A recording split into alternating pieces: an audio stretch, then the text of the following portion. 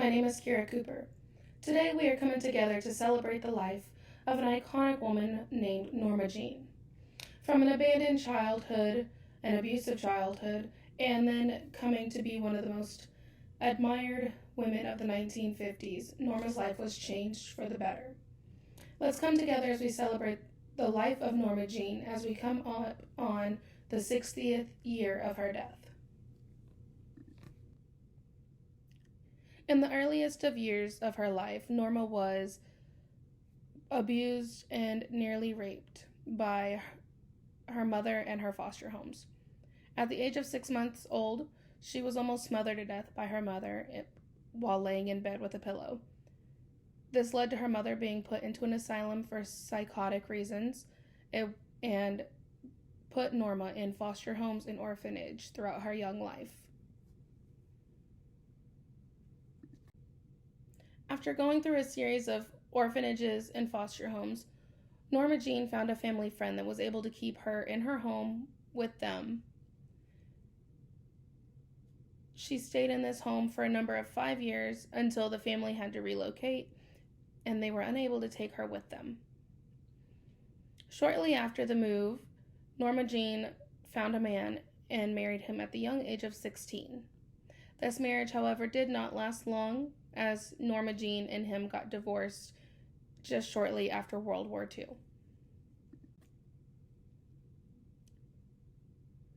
Rising to stardom came somewhat easy for Norma Jean. She was discovered by a young photographer who thought that she was just beautiful and wanted to take some photos of her, and it started both of their careers. Norma Jean was seen as the working woman in some of her photos. She also took photos on the beach of having just fun until 1946 when she landed her first national magazine cover. After being seen on this magazine cover, she was then signed with 20th Century Fox. This is when she developed and adopted the name of Marilyn Monroe. At the release of Gentlemen Prefer Blondes and How to Marry a Millionaire, her career started to move into the direction that she could be proud of. She loved the spotlight. She loved what came with the spotlight. She enjoyed having the attention of people. She enjoyed the cameras. She enjoyed dressing up because it was something that she didn't have as a child. She was able to take care of herself and care for herself without the need of having somebody to be there for her. And that stemmed from her being in foster homes and orphanages. Some accomplishments that she had made throughout her career were in 1959 and 1960, towards the end of the era of her. She first won the Crystal Star Award for the Best Foreign Actress, as well as the Laurel Award for Top Female Comedy. Both of those she had won in 1959. In 1960, she got the Golden Globe Award for the Best Motion Picture of a comedy or a musical, and then she won another Laurel Award for her comedy. Not only did she get these accomplishments, but she also got to put her hand on the Walk of Fame in LA. And as you can tell in the photo below, that she absolutely enjoyed every bit of that. But Marilyn Monroe was more than just an actress. Some people say, oh, she's just doing this for the fun. She's just doing it for the fame. But really, her love for children helped her come to helping out these organizations. In 1953, she helped underprivileged children at the Jude's Hospital. In 1955, she helped the abandoned children find new homes.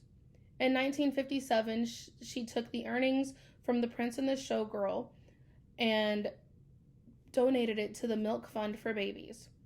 Her biggest donation that she had ever made was in 1963. Just after her death, she left it in her will that 25% of her estate would be donated, but her psychiatrist had to figure out who it was going to be going to. The psychiatrist knew the love that Marilyn had for kids and decided that the best place for it to go would go to the Anna Freud Children's Clinic of London.